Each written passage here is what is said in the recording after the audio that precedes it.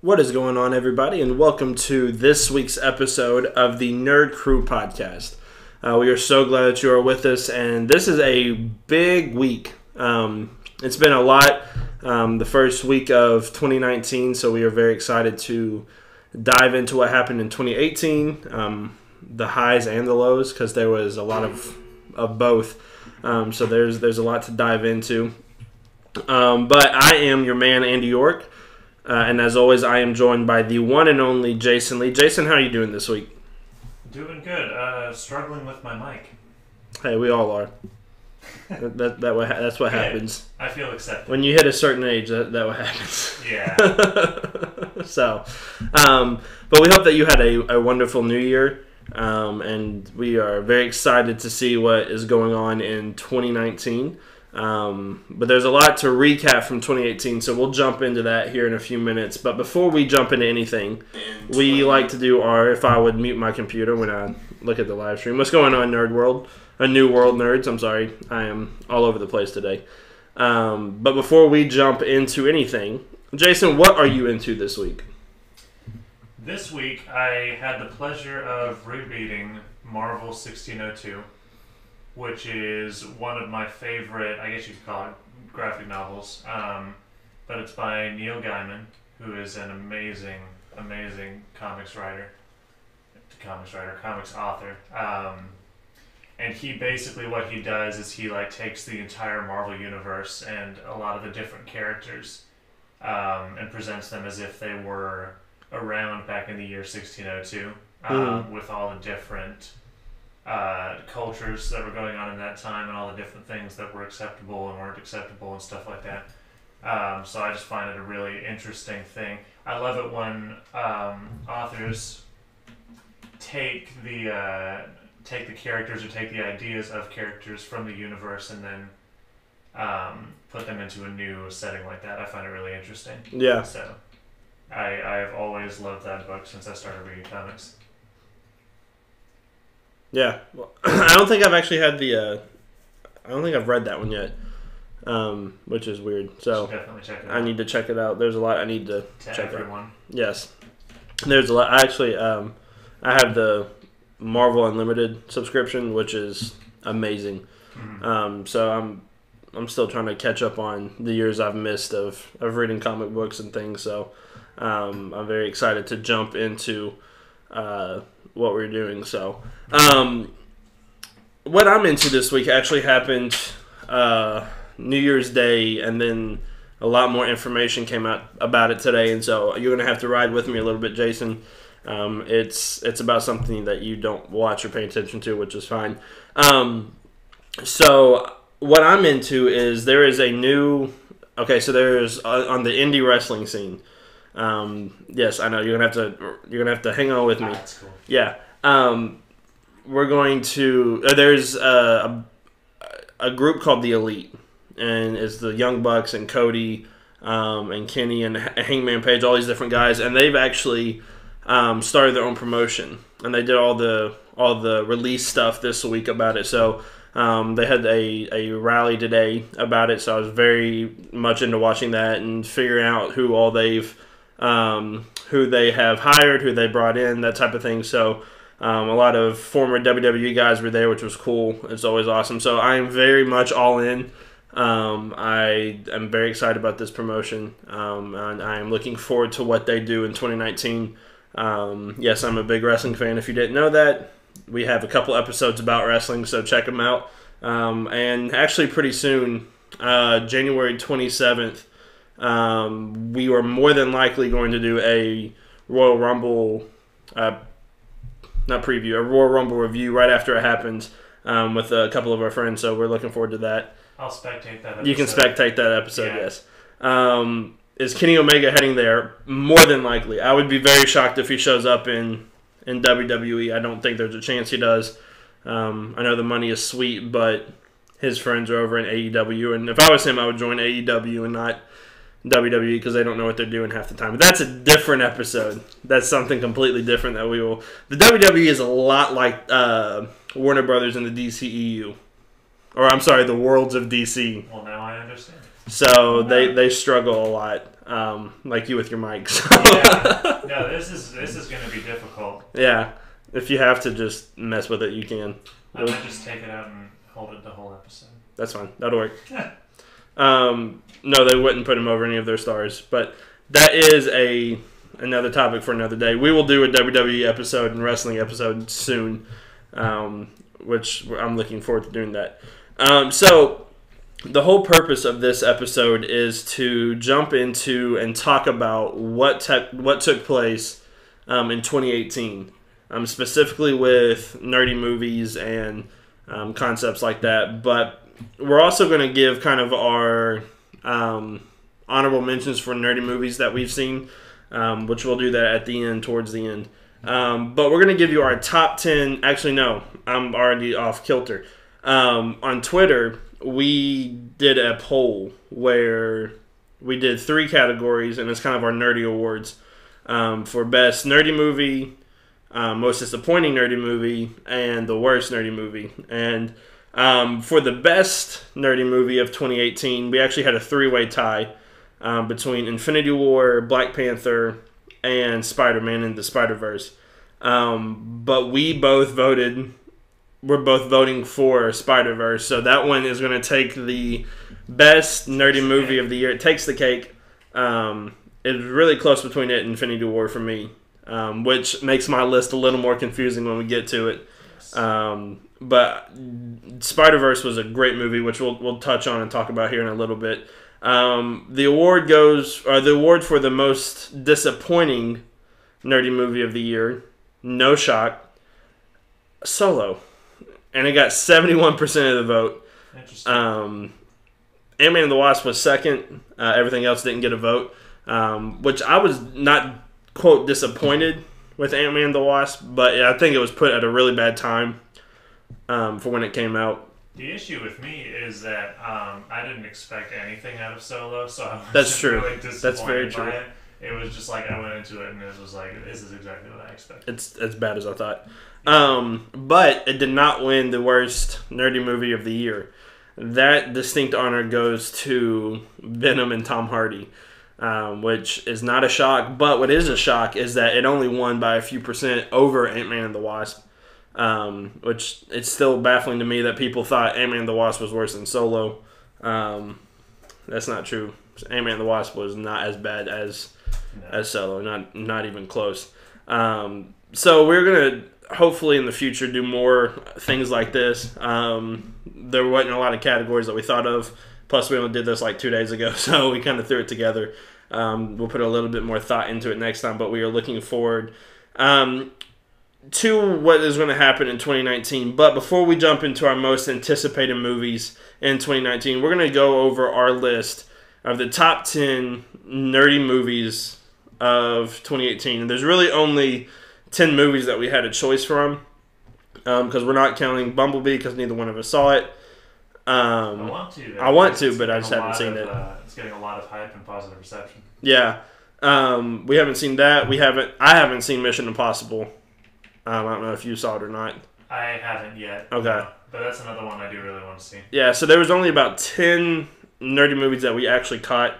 So we'll jump into our list of the top 10 from worst to best, which it's going to be hard to figure out who our number 10 is, because I'm pretty sure it's different for everybody. But Jason, I'll let you start with this distinct honor as you're messing with your mic and trying to get it rolling. No, I'm doing great. What was your number 10 for on your list of most nerdy or the nerdy movies of 2018? If I can figure out the title of what this list is called. It couldn't be that classic Eminem song, Venom.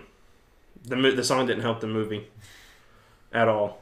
I think the song perfectly matched the movie. Yeah. Like, I don't think that you could get any more... You couldn't get any more we're making a Venom movie because he's a Spider-Man character in 2018 than having Eminem make a song about it. Yeah. And it also, it's the same group of people, which this is going to sound like shade. It's not actually shade, it's just a fact. It's the same group of people who like went to see Venom opening night who enjoy Eminem who still enjoy Eminem. Yeah. Those are the same people. Yeah, I would agree. Which is fine. And if you're like that, then it's fine. Not really. He's lying. But You are what is wrong with the world if you like this movie. No. Yes. No, if you like the Pitbull cover of Africa Damn. from Aquaman, then you are what is wrong with the world. The good thing is they only played that song for like 30 seconds in the actual movie itself. Yeah. They could have played it for 0 seconds. That'd have been better. That'd have been cool. Yeah. So you don't enjoy Eminem at all? I love Eminem until about... It's tough because I don't like any of his albums after Encore. Okay. But I like songs off of the albums. But as an album, I think Encore was his last good album. Okay. I'll agree So with kind that. of down an Eminem rabbit hole. I'll agree with that. But since like 2004. Yeah. I would totally be on board with that. The only... And it's not all negative. Venom wasn't all negative. There's a lot of negative in it. But for me, the relationship between Tom Hardy and Venom, I think, was done extremely well in this movie. As well as the humor at parts was done really well. Better than I thought it was going to be. Because I thought it was going to try to be overly funny, and it did at times. But not to a terrible extent. I actually had Venom as number 10 in my list as well. I have a feeling that our list is going to be extremely close and extremely similar to each other because there wasn't a lot of discretion between the other ones. Right, and when it's like 10 options Yeah. on a list of Yeah. movies, then And it's me and like- you would end up with the same opinion. And it's like the lower tier and the up and the we higher pretty tier. much agree on the lower tier and Yes. the top tier. Yeah. Okay, so what was your number 9? Well, I think it's your turn. Oh, I have to go now? Yeah. Oh, we're going to do it like that. Okay. My number 9, because I said my number 10 was Venom. My number 9 was Solo. Good Lord, this movie was awful. It was... We don't need anything like this ever again. Just stick to the episodes, because a lot of people hate the episodes you're doing as well. Yeah. So just stick with the story you're telling. Don't try to do what everybody else is doing. Because I think that was part of the cool part of Star Wars is like they weren't going off drift like everybody else was. They were staying true to the story. They were like, yeah, the prequels, like the episode 1, 2, and 3 sucked. They were trash. But you could see the point of having them to tell the backstory of how Darth Vader became Darth Vader. You know, that story. That's fine. The story was fine. It was the over CGI and everything else in those movies. But like now they're trying to just go off and do all these other movies like Solo, and they were trying to do a Boba Fett movie and all these different things, and it was awful. There was no point. I don't remember who played Solo, but I could not stand him. Like he was the worst part of the movie for me. The thing about Solo with me is I didn't think it was egregiously bad for the most part, and I think there was a good movie hiding within it somewhere. But just the fact that it's pointless, Yeah. and the fact that this was like their best idea. So like everybody, casual interest is falling out because of The Last Jedi. A lot of people really didn't like it. And they're trying to get people hooked on it like Marvel, and they thought that Solo was the best idea, which was kind of like a mediocre prequel about a fan-favorite character, which was not handled well. Not even played by the same person that we all love to play the part. Right, so it's like they don't... This is another instance of them not missing the mark. Not missing the mark. Another instance of them missing the mark on what people go to see Star Wars for. Yeah. Which Solo didn't have very much of. And there was just some weird lore stuff that, that didn't catch interest. Didn't catch my interest. It didn't catch... Didn't catch my anybody's interest. No. I don't think you're going to walk away from Solo being like, that was my favorite Star Wars movie. I think Solo is my favorite Star Wars movie. It's right up there with the prequels. Han had the same arc in Solo that he did in A New Hope. That is Exactly. very true. Yeah. So, and here's the thing about Star Wars fans. We're part of the fandom. I don't think we're as what's the word I'm looking for to put it in the. I don't think we're as radicalized in our fandom of Star Wars as a lot of people are. But like people want them to change the story, but then when they change the story in like a different direction, then everybody flies mad or everybody hates it, and it's like you can't do that. Like if you want change, don't get mad about when they change things. Now this wasn't a change really. This was kind of just the same repetition, and I think that's why it failed so hard. But going to like The Last Jedi, I think the reason why people hated that movie is because it wasn't like any of the other ones. You know, I think that's safe to say. We talked about it. We don't hate it as much as people do. Like I actually kind of enjoyed it. You hated it, sort of. Yeah, I didn't hate it, but I really didn't like it. Yeah. The issue with The Last Jedi is just tonally for the entire movie, it just feels off. Yeah. And at no point does it take itself seriously. Mm-hmm. And that's something that I like about Star Wars is that it takes these like really crazy concepts and it knows when to poke fun at stuff and it knows when to be lighthearted and it knows when to take itself Jar Jar seriously. Binks. Like what? Like Jar Jar Binks. Absolutely. Thank you for the perfect example of what I'm talking about. But of course I'm talking about the original trilogy and The Force Awakens too. Mm-hmm. But The Last Jedi was just... I didn't love it. It's not my favorite. But I don't hate it. Like I thought it was visually it's the most beautiful Star Wars they've ever done. All the different shots and the colors, I think it was the most beautiful one they've done. But there's a lot of really campy, dumb stuff that was not the best. So I kind of see where people are coming from, but I still really enjoyed it. That's why we have different opinions, and that's all right to have different opinions. Indeed. Yes. So, what is your number 8? So, I have a dilemma in which I didn't write down my list. So, let's go ahead and go off your list, and then we can discuss movies as you bring them up. Okay, that works. Number 8 for me was actually Ant-Man and the Wasp. Yeah, it's lower, but the reason why I have it so low is because we got the entire movie in the trailer. Like, that did not do anything for me. The only memorable thing from this movie was the end credit scene. And I think that's about it. Yeah, no, and I don't think Ant-Man and the Wasp. It's definitely near the bottom of my MCU best to worst. I think it's like maybe a strong 5, light 6. Yeah. It's just kind of like what you would say for bottom tier Marvel movie. Mm-hmm. Kind of like by Thor: The Dark World and Iron Man 2. I don't think it's that bad. It's Thor: The Dark Thor: World The was Dark World, trash. but below Iron Man 2 for me. Yeah.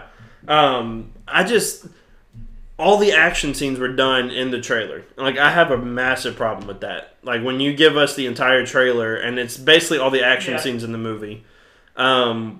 The thing that saved this movie for me was the humor in this movie was absolutely amazing.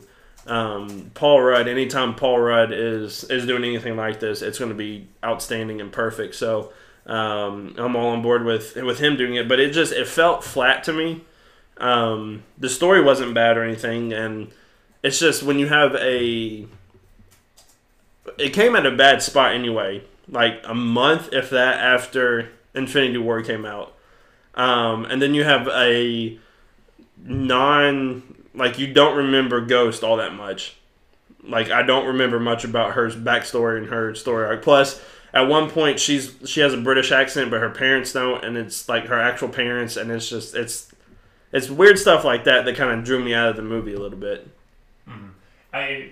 I think that Ant-Man and the Wasp is almost entirely meaningless without its post-credit scene. You could have just given us the post-credit scene, and it would have been fine. And a lot of the movie feels like the actors understand that the movie is just kind of meaningless. Yeah. And it's just kind of there to introduce the quantum realm in a bigger capacity, and then post-credit scene. Yeah. And that's literally the purpose of Ant-Man and the Wasp. Which sucks because Janet Van Dyne in it, what's her name? Michelle Pfeiffer? Yeah. Like, she's great. And she was in it for, like, 5 minutes. Mm-hmm. Like, the last 2 minutes of the movie, and then, like, the first 2 minutes of the end credit scene, and then she zapped away. She snapped away, too. So it's like, she can't catch a break. And, like, I don't care about her character because we haven't had enough of her. So it's just, it was a weird, like, it was put in a weird spot. I think it did as well as it could have done. Like, where it was, and basically I just feel like Kevin Feige was like, we're just going to get the end credit scene out, so just give us, like, because it was short, too. It was only, like, an hour and a half long, so it was like, give us a heist thriller with an Ant-Man vibe to it, and then give us the end credit scene and we're good. Definitely. Yeah, so which, I mean, for a DC movie, it would have worked, but, and it's bad that I think like this, but, like, I expect more from Marvel than I do DC, so,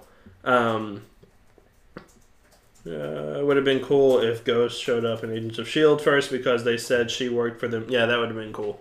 Absolutely. That would have been a nice little, for people who actually watch Agents of S.H.I.E.L.D., which I am not. I love it. I'm like 2 seasons behind. I've got to catch up. Honestly, it's the perfect supplement to the MCU films. Mm-hmm. And it's like the Netflix stuff, especially Daredevil, was kind of out in left field a little bit. But it's like, if you want the tone of the MCU continued on in a TV show, yeah, Agents of S.H.I.E.L.D. is the perfect show for that. And I agree, it does get so much better. It's like every season gets better and better. Like season 5. I started late anyways, and so trying to catch up on Netflix, and then like you had the Daredevil series come out, and you had all these other different series come out that was like, I'll get back to this a little bit later, and I haven't got back to it. Yes, the ending of Ant-Man and the Wasp was not good at all. It was dumb. Who knew she had healing powers? That was right. That was weird. And I feel like if the ending would have been different, it would have changed my perception on the movie. But it's like nothing changes at the end of the movie. Yeah. They're back to the place that they started in, except for Ghost is their friend, and Lawrence Fishburne is their friend, and Janet is back from the quantum realm. Yeah. And that's the movie. Yeah, and then she's gone, and that's why the post-credit scene is the only thing that matters. Yeah. And I agree, they did waste Goliath with this movie. Oh, absolutely. Which was one of the reasons why it really pissed me off what they did with him. He might be the most disappointing comic to on screen. I don't know, the Mandarin was hero. pretty... Okay, I was about to say, the Mandarin was pretty disappointing. That's another talk another day. But the most disappointing on-screen hero, at least in recent memory in the MCU, because they've really been nailing it for all of Phase 3. Right. At the very least. But yeah, he just kind of sucked. And I was like, Lawrence Fishburne, that's not a bad choice. I don't know how they're going to represent Bill Foster, but he was just kind of lame. Yeah. He felt like the substitute teacher. And then when it turned out that he was, quote, a bad guy, it was like, that's lazy writing. It was a twist that when it happened, I already knew that it was going to get resolved. Yeah. So it's not even a twist. Yeah. So... this was not one of the better Marvel movies of the year by far, because I think that also hurts it, is because like you had 2 great movies come out this year from Marvel, and then just right, which I don't think is going to happen next year with Spider-Man Far From Home. Yeah, I'm hoping that Spider-Man Far From Home can keep on par with everything else that's happening. And that's with Mysterio and all of them. I think it's just going to be.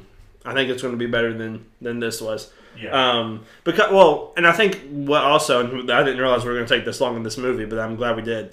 I think what hurt it is like it's just Ant-Man.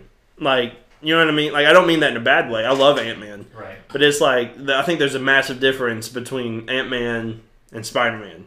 Like, I think the appeal will be different for between those two movies. And part of saying it's just Ant-Man is like in the first Ant-Man movie, they made it good because they introduced stakes and they introduced something that Ant-Man was fighting for. Marvel movies don't have stakes. What are you talking about? Right. No Marvel movie has ever had any stakes. No. Not Civil War, not Infinity War for 10 years, this nothing is from like that. at DCEU Stan on Twitter. At DCEU Stan 1234 on Twitter. Marvel movies don't have any stakes. But DC movies But Aquaman does. have stakes. So, back to Ant-Man. The first Ant-Man movie had interesting, engaging personal stakes to it. Yeah. And that's what made it enjoyable. And it didn't take itself too seriously, which not that Ant-Man and the Wasp does. I think that's one of its strengths is that it doesn't take itself too seriously. But it didn't feel completely weightless Yeah. and pointless. Yeah. And by the end, things had changed. Ant-Man had changed. All the characters went through a change, but like at the end of this movie, nobody goes through any change. No. And there were some funny things, and there were some cool-looking things, and there were things that looked cool and were funny. But that's about it. That's it. Yeah. And this is the last tangent, and we'll move on from this. But the way they did Scott Lang's character made him look like an idiot throughout this movie. Right. And so now now we have to expect him to be the one to save the day in Endgame. And it's hard to when you watch Ant-Man and the Wasp and he doesn't know what anybody's talking about. He doesn't know what's going on. So it's like, how can we take him serious as like a genius to help us? You know what I mean? Well, and I'm excited for a competent Scott Lang. Yeah. Because he's going to be useful to the plot in Endgame. And he's going to be the one who's experienced the quantum realm. Mm-hmm. He's going to be a huge help, honestly, and I can't wait for that because I haven't felt that really since the first Ant-Man. And he was great in Civil War, but it's like he kind of had a cameo joke role, which was awesome. Yeah, still, right. In Ant-Man and the Wasp, it just felt like he's like the lame dad who can't get his stuff together. Who practices magic tricks and sings karaoke, and it's like that was just the whole character. And you had the one post-credit scene was great, and then the second one was weird. The second one totally worked for me, and I don't care about the ant playing drums, but the fact that they just go around random shots at the house, and there's the emergency broadcast system, and you don't know what's happening. Yeah, that part.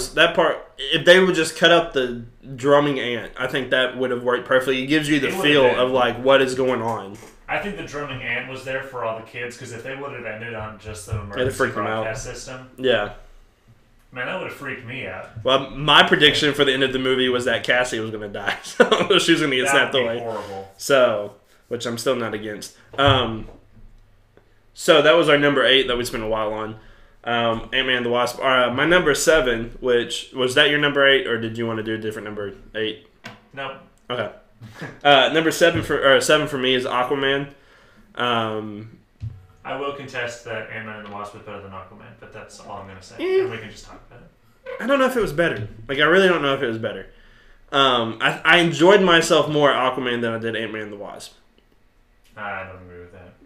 Ant-Man and the Wasp was funnier, but it was nice and refreshing for Aquaman for me, because Aquaman was not the dark, gritty DC that we had been introduced to with Batman v Superman and Man of Steel and all those different movies. And I enjoyed Aquaman more than I did Ant-Man and the Wasp, just because I think they're both. Well, I don't know. Aquaman was the most made fun of character, superhero of all time. Right, but Ant-Man kind of feels the same. Right, they're kind of on the same scale. Mm-hmm. And the first Ant-Man movie is much better than Aquaman, but when you compare Aquaman to Ant-Man and the Wasp, I think Aquaman beat it by storytelling, by visually it was beautiful for the most part. Some of the CGI was wonky, but when it's all underwater, you're not going to have a perfect CGI movie, because not everything was perfect in Infinity War either. It was close, but not everything was perfect. Yeah. So I really enjoyed this movie. I am a big fan of Jason Momoa. I know a lot of people don't like him. he looks like he's having fun, and he is enjoying playing Aquaman, which is more than any other DC character can say about themselves right now. That is true. So I'm all on board with Jason Momoa. I was not a big fan of Mara. I was not a fan of her in this movie. I liked her better than Aquaman. I don't know. She didn't change. The problem I have with her is like she went from being mad at Aquaman to being in love with him, but her face expression never changed ever. So like she was supposed to be like giving him googly eyes, but she was giving him like a death stare, and it was like I don't know what you're trying to tell here. I can see that. Part of my problem with Aquaman is my same problem with Ant-Man and Ant-Man and the Wasp is that they just kind of make him an idiot. Yeah. Who doesn't know what he's doing, and he just needs his hand held, Well, that's how he does. Yeah. But that's how Ant-Man was right. in Ant-Man and the Wasp, and it's like the Wasp was the one that was going around holding his hand with everything, and she's like, but she was I'm at least super competent and really cool. Which I'm going against my own list here, but like she was much cooler in Ant-Man and the Wasp than Mara was. Like a lot cooler. I agree with that. I think Aquaman was done. This Ant-Man and the Wasp was the one movie I think Marvel just kind of threw out there. I agree with that. Aquaman at least felt like it had some care to it. Not a lot, but it had some care to it. And so I think like I appreciate that more. That like, and plus I appreciate this movie more because they were taking Aquaman into a different direction. Than like it wasn't this dark gritty. Like the humor was crap in it, but like at least they're trying to be funny. Unlike Batman and Justice League was like, "Are you the fish boy?" Like that's. Or I hear you talk to fish. Mm-hmm. Like, that was not that funny, but, like, at least Aquaman is trying to do something different, which I can appreciate. I do appreciate that. I would say it's... for me, it's just that Ant-Man and the Wasp felt like a more fluid experience. And I think that Aquaman impressed me more because of the context of it coming out. Mm-hmm. And I do think it's maybe the best DC movie. And I do think Ant-Man and the Wasp is one of the worst MCU movies. But the scale is yeah. Yeah, it's a tough scale. So I think we'll have to agree to disagree there. Yeah. I do agree that Aquaman's mom is probably the worst part of this movie. Right. She was trash. She was awful. Her and Willem Dafoe's character, who I refuse to remember the name of. I forgot he was even in the movie. Yeah. Yeah, no, okay. He was the worst. Yeah, he was. I put that in the chat, but he just sucked. He was bad. He was bad. Ocean Master wasn't too bad. And like the other reason why I love this movie, and we did a full review on it last week, so you can check it out there. But I really enjoyed how they did all like the different creatures and like how they're like sea monsters and all of these different like massive sea creatures. Like that was really cool. That was a really cool concept. Plus the whatever those other creatures were, the trenches. Is that what they were called? The trench, something like that. Yeah. But that visually, that visually was cool. Like that was really cool. Also, the giant sea monster that was voiced by Julie Andrews. Yeah, like that. I thought that was pretty dope. Yeah. Like I was all for that. Which, hey, DC is trying to do something different, and I am fully on board with it. And that is why when we do our most anticipated movies in 2019, Shazam's actually kind of high up on my list because I actually expect Shazam. Which when I expect a good movie from DC, it's crap. So, but I actually think this will actually be pretty decent to do. Number 6 for me was Teen Titans Go to the Movies. Surprisingly, all right. Yeah, it's much better than the cartoon that they do on Cartoon Network. The cartoon, like the cartoon show, sucks. Usually movies based off of cartoon shows don't turn out well, especially ones based off of not good cartoon shows. But it turned out okay. Yeah. Plus, it had probably the best Stan Lee cameo of the year. Yeah. I don't know, the Spider-Man one about made me cry. But because it worked way too well. The best. But this movie was actually surprisingly really done really well. Did you stay for the after credit? Yes. When you saw the tease for the old Teen Titans cartoon. Yes. It was like season 6. Yes. Yeah, we need that now. Absolutely. Like yesterday, we I needed grew it. up on that show. I did too, and it was amazing. So Yeah. I need that show back in my life quickly. Number 5 for me was Incredibles 2. And yes, we're counting that as a nerdy movie because it is a animated movie about a superhero family. So it counts. I am going to not put that on my list. Okay. I don't have anything to replace it with, so I'll let you talk about it. Okay. Did you like the first Incredibles?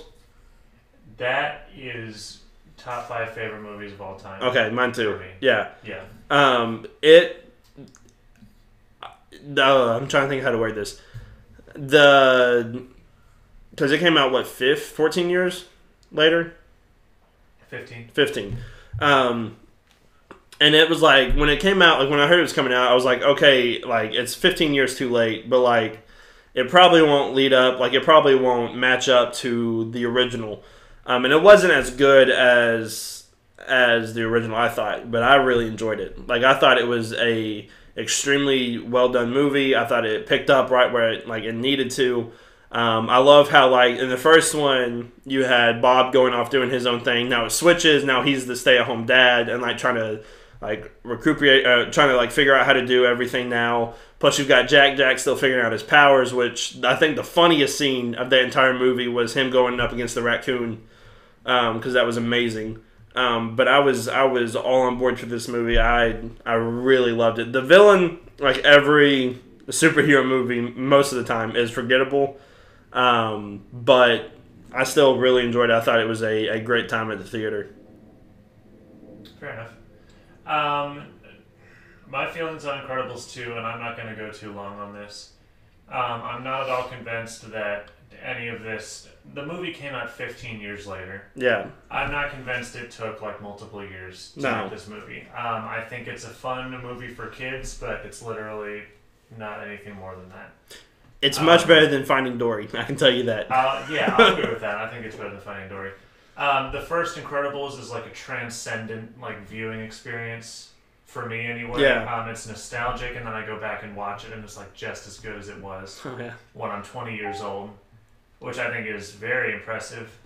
Incredibles 2 just didn't really have the same heart and the same sense of humor and the same self-awareness in a lot of the things that I looked for and really enjoyed in the first one. Yeah. And it's like when I watched it, when I first got out of the theater, I was like, that was pretty good. And I've just been like stuck at that ever since. I was like, that was pretty good.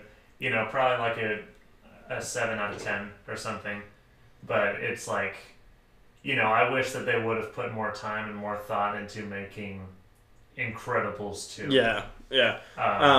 Especially like, I wanted the villain to be the Underminer so bad in this movie. And like he was like in it for the first 15 minutes, but he got away again. So Incredibles 3, he might be the Thanos of the Incredibles universe, which I'm all for. Make him the Thanos of the Incredibles universe. Right. But I wanted him to be like one of the main villains. This movie and the first movie were similar in that Jack was my favorite character by far. Like, I love Baby Jack so much. Because it's funny, like, a little baby with all these different superpowers that he can't really control. Mm.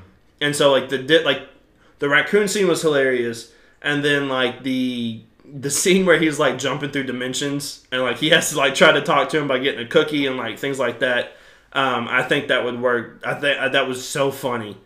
And so, like, Jack by far was the best character in this movie. Might be best character of the year. I doubt that, but he was funny. I loved him.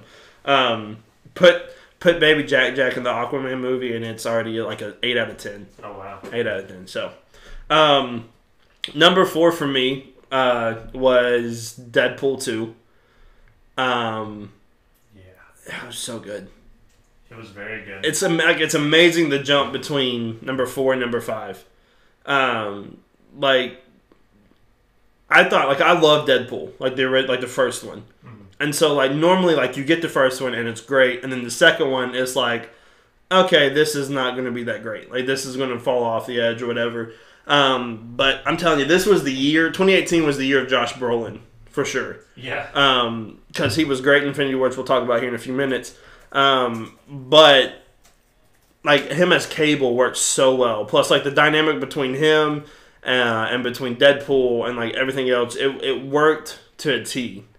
And like the funniest thing about this whole movie, and like because it's Deadpool, it's going to be funny. He's going to break the fourth wall like every 30 seconds, whatever. But them jumping out of the plane and like everybody dying except for what's her name, Domino. Yep. Like that scene was amazing. They set up all of these characters. Yeah. And all of these actors. Well, and and these characters. who was the invisible guy? What was his name? I don't remember his name, but I know he was played by Brad Pitt. Yes, and that probably got one of the biggest laughs out of me when like you close up and it's Brad Pitt getting shocked. Like that was amazing. And then like you had the regular guy. What was his name? Kevin or Jeff Peter? or Peter? Peter. I think it was Peter. Yeah. But like just the entire dynamic of that setup was great. Plus you had like the bratty little kid as the villain, which was funny. And then you get Juggernaut, which is a man. He looked great. And then you still got the cameo from the X-Men. Like it's just this movie had everything that I wanted. Because like I went in to watch it with low expectations. Because like I was like, it's not going to be as good as Deadpool, and then it blew my mind. So, do you have any? Great post-credit scenes too. A lot of great post-credit I forgot about that. Yeah. It was. They cut one out. Did you know that? Oh, it was a Disney joke? No, it was the Hitler one. Oh, no, I didn't hear about that. Okay, well, Deadpool was supposed to jump back in time and was like in Germany when Hitler was a baby and was like had a gun pointed at a baby and getting ready to shoot Hitler. And then like it goes black and then it comes back up and he's got baby Hitler in his arms going, I'll wait till you're 10. So like he couldn't do it. But like it was so funny. Like this movie really was, because it came out, did it come out after Infinity War? I think so. Yeah. So like it was like you had Infinity War, which was like sad, and then like you had this movie, and it was like this was the pick me up that Ant-Man and the Wasp should have been. Yeah, which like Ant-Man and the Wasp was funny, but it was not as funny as Deadpool 2. Yeah, so definitely. And like the thing I love about this movie, and it's also something I love about Aquaman, is like it knows what it is, and it doesn't stray away from what it is. It stays exactly the same. And so like I love when a movie knows that it's going to be like, it's a superhero movie, it's a comic book movie. It knows it's going to be crazy, and so I'm all for it going all out with everything. Number 3 for me was Black Panther. I really enjoyed this movie. I know you weren't the biggest fan of it because of the CGI, which the CGI was rough in it at times, plus other things, which I'll let you talk about. Because we haven't really talked about it all that much. And I feel like I've touched on my issues with Black Panther, which go like way beyond the CGI before, but I'll let you go ahead and talk about it mostly. And I like Black Panther. I think it's a good movie. I wouldn't put it so high, but everyone's got different opinions and different stuff. So. Yeah. The reason why I enjoyed this movie is because one of the issues I have with this movie, I'll start with first, is like it was not really a Black Panther movie. Like it was, but like it wasn't all about him. It was more about like Killmonger plus all the other different like side characters, which I'm all for. Like you had Killmonger was probably up until Infinity War, Killmonger was my favorite villain. I think I liked him better than I liked Loki, which I love Loki. But like I really enjoyed Killmonger. Michael B. Jordan killed it at this part. Like he did a fantastic job. He did pretty good. Okoye was amazing. Shuri was amazing. So it was like all these different side characters was really like they did them perfectly. Yes. Black Panther, however, wasn't. He was better in Civil War than he was in his own movie. Undoubtedly. Which they set up all these side characters that worked really well in Infinity War. So like they didn't go to waste. But like the second movie, I want it to be more about Black Panther. And like you got like all the different history of like how they get their power, how like when another sibling comes in, how they do that fight, or how somebody can challenge. That's really cool. Like I was all for that. All the different tribes were really cool. How they fought with like the different animals, like the rhinos and things like that, I loved. The protection shield around Wakanda was a smart idea and was amazing. And so like I really enjoyed this movie. The CGI was not the best, which I think a lot of people have talked about.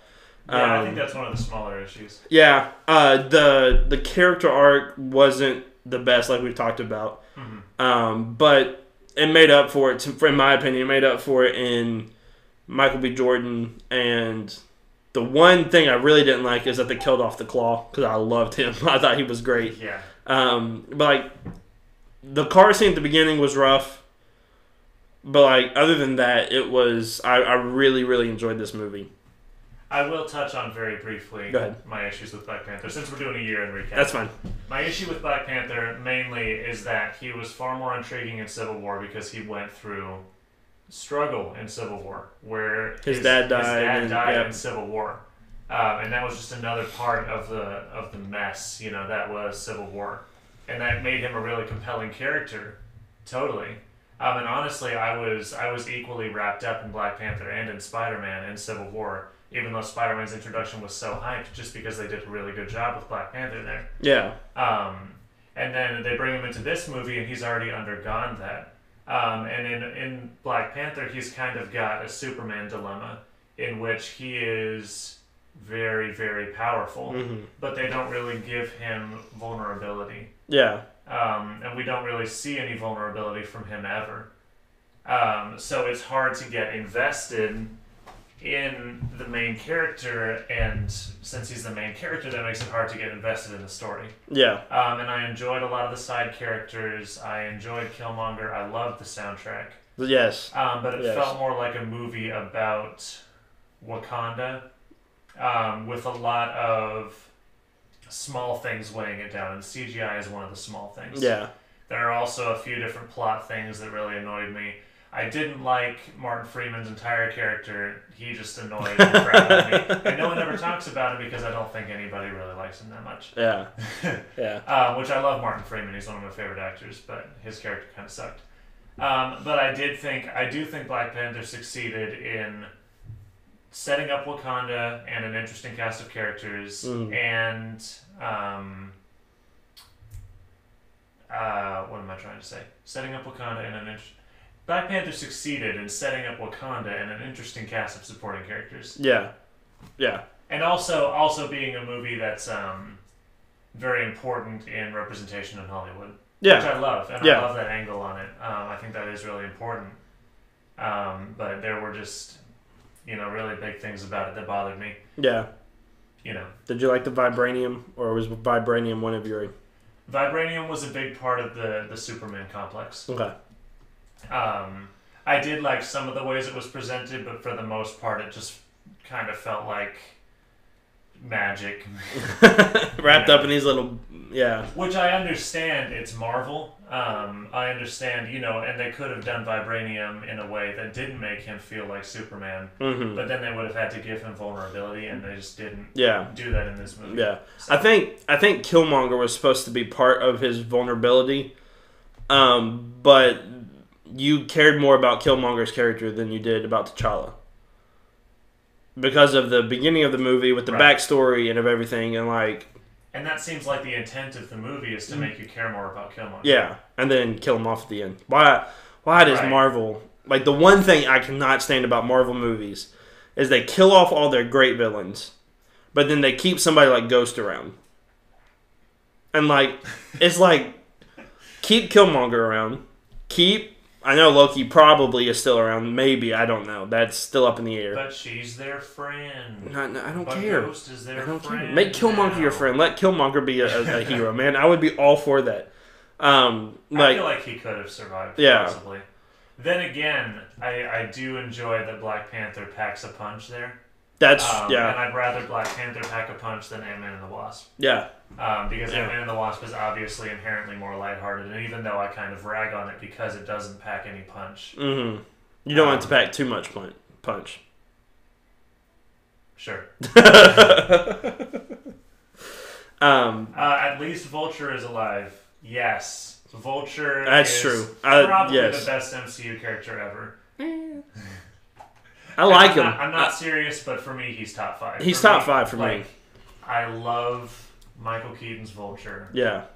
So much. Yeah. I think it's going to be hard to beat Thanos. In my opinion. Like, as like this massive villain. Yeah. The only person I could probably see taking that mantra is Norman Osborn, maybe. And like a good representation of Doctor Doom. Or Galactus. Yeah. Or maybe Kang, but I don't see them building up to Kang. No. I see them building up more to Doctor Doom or Norman Osborn than those two. Which I'm fine with. I feel like Norman Osborn would make, and I don't want the next part of the MCU to resemble the first super closely, but I would like them to make Norman Osborn kind of a Loki where they introduce him at the beginning. Yeah. And he just kind of plays a villainous role throughout everything that's happening. Yeah. I would be all for that. Especially if they're going the Dark Avengers route. Oh yeah. That would work perfect. And like they could put Ghost in there too to make her interesting. Yeah. Well, good luck with that. Let's speed run the last few here. Yes, well the last two are very similar, but they're okay. I'm gonna preface this. It's gonna come as a huge shock. Number 2 for me is actually Spider-Man Into the Spider-Verse. Huh. Which I think Spider-Man Into the Spider-Verse is a better movie than Infinity War. But Infinity War was a 10-year payoff. And so that's why I kind of put it ahead as like my favorite movie of the year was Infinity War, but I realized the best movie of the year was Spider-Man Into the Spider-Verse. You see what I'm saying? Mm-hmm. So that's why I have Spider-Man Into the Spider-Verse at 2. I definitely understand that. I think that Infinity War as a movie means more to me because I'm so invested in like what's happening and in all of the different characters and all the plot lines and everything that's happening in that movie, and I'm like obsessed with it. But Spider-Man just like came right out of the gate. Yeah. And it's like now I have investment in those characters too, and I do think it's a better made movie. I think it's a 10 out of 10 movie. But I agree with you about the 10-year investment in Infinity War. Yeah. We've done a review on this movie, so we're not going to talk about it too much. Best movie of the year by far. Perfect 10 out of 10 movie for both of us. The thing that this movie did that was so well is it had so many heroes, but you cared basically about every single hero. Like, you cared about all of them. You cared about Miles the most because he was the main character, but then you cared about Jake Johnson, Spider-Man. You cared about Spider-Gwen. You cared about Spider-Man Noir. You cared about even Spider-Pig. Like, you cared about everybody, and so it was done really well. It was perfect. Kingpin was great in it. The animation was like standard. The soundtrack was great. Soundtrack was great. Yes. It was beautiful. The one guy who gave it like a 1 out of 10 on Rotten Tomatoes can go die because he doesn't know what he's talking about because of it being too comic booky. Well, it's a comic book movie that has come to life. So right. Right. This sorry, Spider Ham, not Spider Pig. Spider Ham. Passion of the Christ. It's just too biblical. Yeah. Like I don't understand why it's so biblical. I just don't get it. It's like it's based on. How dare a superhero movie be a superhero movie? Why would a comic book movie be a comic book? Feel like a comic book? That would be like Mission Impossible being an action movie. Like, why would you do that? You know. Good Lord. I love picking apart critics. I do too, because critics aren't as good as we are. Right. And then obviously number 1, Infinity War, 10-year payoff. You get the snap. You get to finally see Thanos. I've got something for you. His name is Spider-Ham. I just apologize for that. Oh, okay. Yeah, I just apologize for that.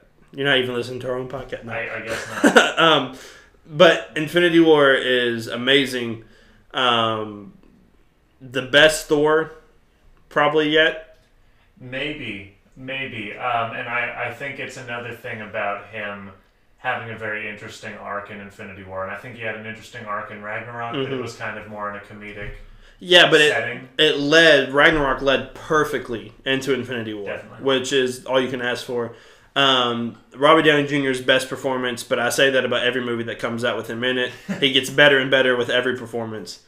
Chris Evans was fantastic in it for like the 10 minutes he was actually in it, but like you cared about him. Josh Brolin is Thanos and is amazing and is perfect. Everything else, like, this movie wasn't perfect. There was a lot of, not plot holes, but like easy things that you could poke into it. But it's one of those movies that, like, don't poke holes into it. Just enjoy it for what it is. And it's a 10-year payoff, and we get Endgame coming up this year. So it's everything I wanted and more from this movie. Yep. Because my original thought going into it was, this movie's going to be about him getting like 3 of the stones, and then like the next one is like he's going to get all of them except one, and then you've got to fix that problem. Well, in this one, he gets all of them, snaps them away. It's great. So you couldn't have done this one any better. The Russo brothers are amazing, and I love them to death. So, do you have any thoughts on or anything else you want to mention about Infinity War or any of the other movies on the list? No, and actually, in fact, I think that we have talked about Infinity War so extensively this year. Yes. That we probably should tone it down going into next year, which isn't a knock, of course. No. Because we're going to be talking about Endgame all next year. I can promise you that. Right.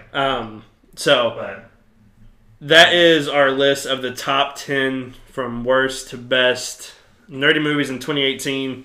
I didn't realize how long that was going to go, but we'll go through these rather quickly. I'm going to go over our most anticipated movies in 2019. We're not going to give like a massive list. We're just going to kind of list. Actually, no. Before we jump into that, we talked about doing this. We're going to just kind of give honorable mentions of movies we enjoyed in 2018 that weren't necessarily a nerdy movie.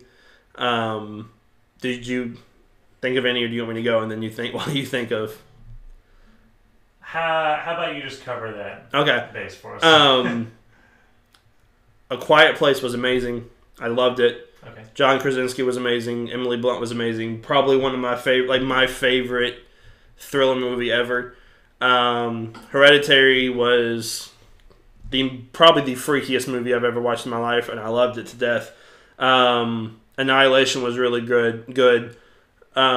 Creed 2 was great. There was a lot. 2018 was a really good year for movies.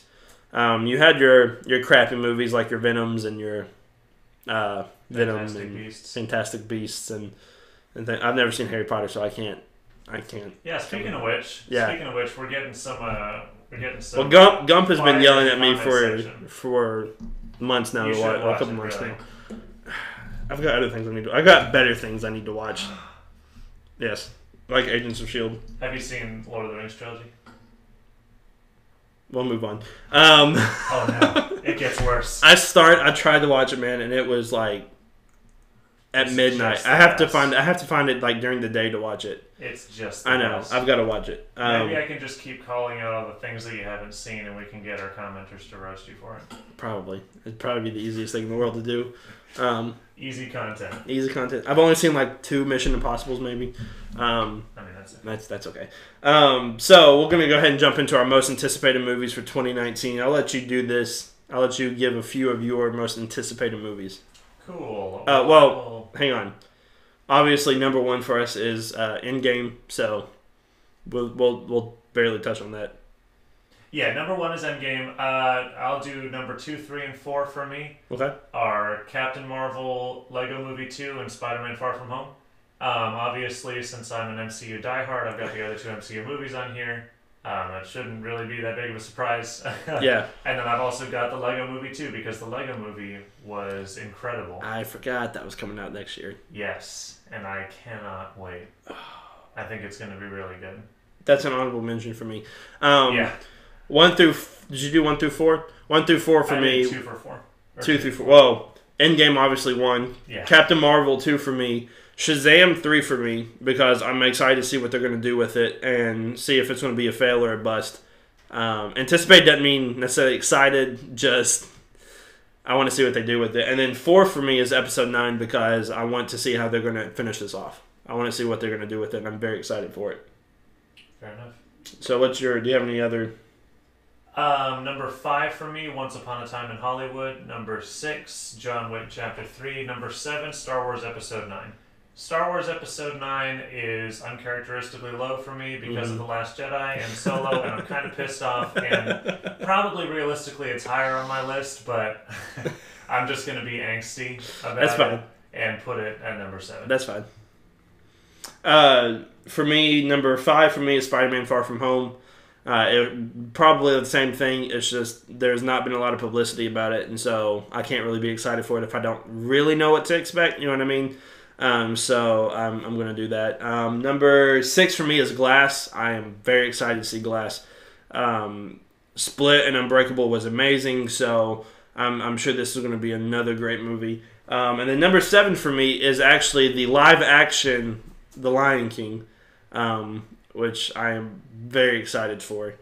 I think it's going to be great. I want to see how they handle the death and how they roll with everything, so I'm very excited for that. Indeed. And then I will go with number 8, 9, and 10. Number 8, Men in Black International. Chris Hemsworth, Tessa Thompson. It's going to be great. Amazing duo. Yeah, it's going to be great. Number 9, Joker, which is the DC movie that I'm excited for next year because I feel like it's coming out of left field and it could actually be really good. Mm-hmm. And I have way more faith in it than Shazam, which is perfectly fine if you're, and I hit the mic, perfectly fine if you're interested in Shazam. Yeah. But I really got a lot of faith in this one to be like really good. Yeah. Hopefully. Number 10, Detective Pikachu, because it's Pokemon in the movies, and hopefully they don't screw it up. Yes. Plus, with Ryan Reynolds, it's going to be great. That's actually on my honorable mention. Number 8 for me is Toy Story 4 because how dare I not pick the movie with my name in it? Well, I probably won't have my name in it this time, but like I'm a huge Toy Story fan. The third one about made me cry, so I'm sure I'm going to be in tears in this one. Right. I'm very excited for it. Number 9 for me is The Joker because it's going to be great. And then number 10 for me is actually Godzilla, King of the Monsters.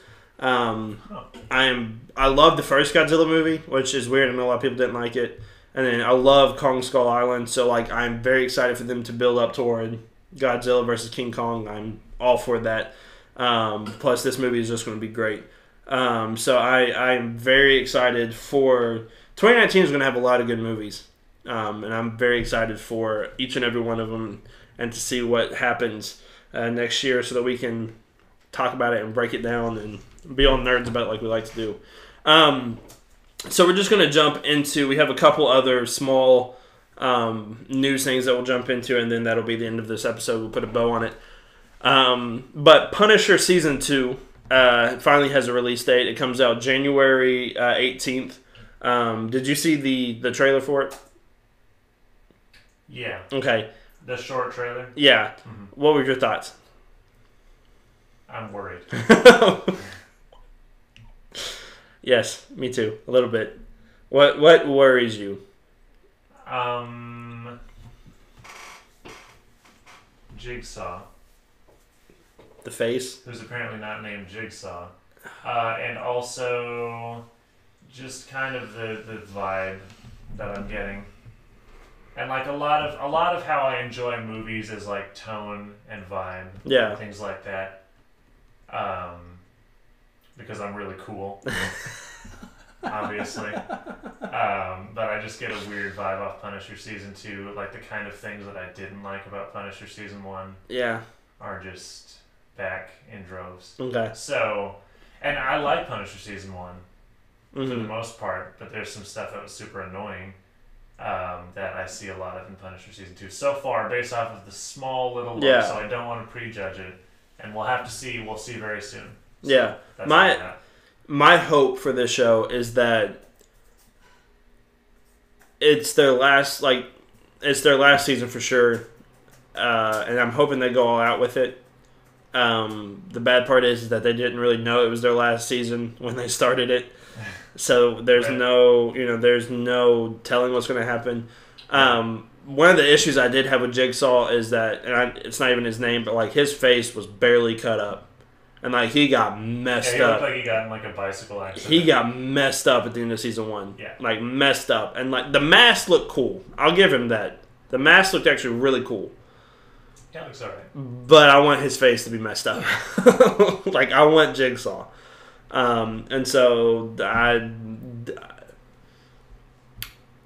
I think it'll be better than Iron Fist. Yes. And I think it'll be better than Defenders. Maybe. I think it'll be like... Hopefully. I think it'll be like Luke Cage season 2-ish. I still haven't finished that. Oh. I'm slacking a little bit. Yeah. But I'll get It'll be like Jessica Jones season 2. I like Jessica Jones season 2. I did, except for her mother. Her mother could go die. Well... I will defend Jessica Jones season 2 that it is pretty good. Listen, Jessica Jones is my favorite second Marvel Netflix character. Yeah. Like, Daredevil, you're not going to beat Daredevil. No. But Jessica Jones surprised me the most out of everybody. And so, like, I love her, but, like, season 2 was not that great. My favorite episode of season 2 was the Kilgrave episode when he was back. So, that was great. I did enjoy that, yeah. Spoiler if you haven't seen that. It's been out for like a year and a half now. Yeah, it's been out since International Women's Day of 2018. So that's your fault for not watching it. But yeah, we have our hesitations for season 2, but I really hope it's amazing. I think it'll be better than what it looks like. Hopefully. I hope so. We'll do an episode breaking all that down whenever it comes out. And then lastly, during the college football championship, which I know that you did not watch the game probably at all. No. I actually sat and watched the game because I'm also a sports nerd at the same time. Yeah. It's not my strong suit. No, it's one of my strong suits, which is weird. Not really. I've changed a lot since high school because in high school I was like a big sports guy, but now I'm like 50-50 with sports and everything else. But during halftime, you get the awful Imagine Dragons concert. Oh, God. Did you listen to it? Yes. It was bad. Lil Wayne was the best part of the whole thing.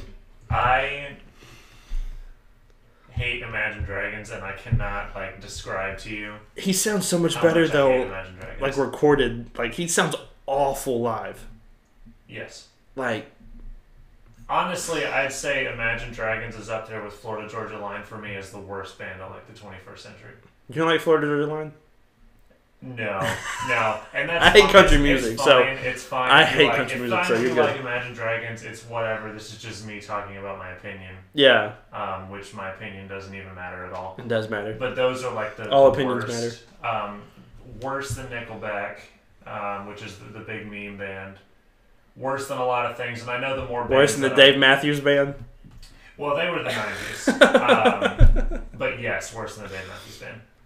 Spoiler, I actually like the Dave Matthews Band a little bit, but that's alright. They're okay. They're okay. They're not as bad as everybody. They're not as bad as Nickelback. They're not Nickelback tier, for sure. They're like D tier, and Nickelback is F tier. Yes. But Lil Wayne was by far the best part of the... Oh, yeah. That, especially what he was wearing, because like if you were on Twitter during it and you were just looking up the tweets about Lil Wayne, it was great.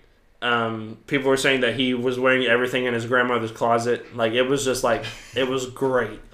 But I like Lil Wayne, so I enjoyed that part as well. But once you suffered through the Imagine Dragons trailer, I forgot what or trailer concert. Imagine Dragons. I don't want that movie. Summer. I do not want that movie. You get an exclusive behind the scene of Captain Marvel, which was great. Brie Larson, all the hate she's getting on Twitter and everything else, they don't know what she's talking about. She's put herself into this movie. She's gonna kill it, and everybody who's hating on her right now is gonna feel like a clown. Yes. Guaranteed. She I have been a big Brie Larson fan for a long time, and this will just make me love her even more. Mm-hmm. I think she's the perfect fit for Captain Marvel. I think this movie is going to be a lot better than people think. I think it'll be like a top tier. I think it'll be a Doctor Strange is like. I think it has the potential to be one of their best origin stories. Yeah, which I've talked about before. It's not hard to do that unless you're like Iron Man. Yeah, but then after that you get the trailer. It was a longer trailer too, wasn't it? It was like a 4 or 5 minute trailer. I wouldn't say it was that long. It was kind of a TV spot, but it Yeah. felt like a trailer. Yeah. Well, and they gave you new spots that you hadn't seen yet. Oh yeah. And new Lots things. of So stuff. we'll kind of run down through it a little bit. Yes, I do love the Nick Fury, Captain Marvel buddy comedy. I think they would play off each other extremely well. Samuel L. Jackson's done so many movies and is so great now. Like, he's been great for a while. But, like, he's so on a different level that he could do any movie with anybody. You know what I realized is that, of course, he's going to be in Spider-Man Far From Home too, and I'm just going to assume that he's going to be in Endgame, so he's going to be in all 3 MCU movies next year. Yes, and I'm fine with that. And have a very prominent role in at least. And I am two of them. 100% okay with that. Oh yeah, The more Nick Fury, the better. because he's been there since Iron Man. Yeah. So I am all for it. Samuel L. Jackson is the perfect person to play Nick Fury. Oh yeah. Which, like we've all said, the strong suit of Marvel is their casting choices, and they work so well, and they're perfect. So, now I understand, like, the other couple trailers we've got haven't given us a lot to care about, like Captain Marvel, like to give us, like to go on. I feel like this trailer gave us the most, and this trailer made me the most hype for Captain Marvel. Like, I am extremely excited because it gave you, like, the different looks of her actually using her powers, which they didn't look too bad. Like, it looked like it was really cool. Plus, it, like, gave you the grandma scene fight again, which is great. It's probably going to be one of my favorite scenes of the year. Like, it's just, I think everything about this movie that people hate on, they will regret when it comes out. Because, like, it's going to be a great movie. And so, like, I'm all for it. I don't understand why people are freaked out. If there's one, like movie group that can do anything and, like, do extremely good at it, it's Marvel. And they've proven themselves time Yes. and time again. They made you That's care all I'll about say. Ant-Man. Like, And Guardians of the Galaxy. yes. So, I'm all for Captain Marvel. I'm ready to see her in Endgame. But, like, I'm actually, like, there was a point where I was kind of more excited for Endgame than I am Captain Marvel. But, like, at this point, I'm very excited to see Captain Marvel. I know I'm probably going to enjoy Endgame more. But I'm, like, you got to go through Captain Marvel to get to Endgame. And I realize Captain Marvel is going to be great. So I'm looking forward to it. Agreed. Do you have anything really stick out to you on the trailer? Like, any... Coulson looked great. No, I just think we saw the most out of Carol's character that we have for any trailer or TV spot so far. Yeah, for sure. Which I think is good. I think it's good because I think that that's something that people have been really wanting to see more of. Yeah.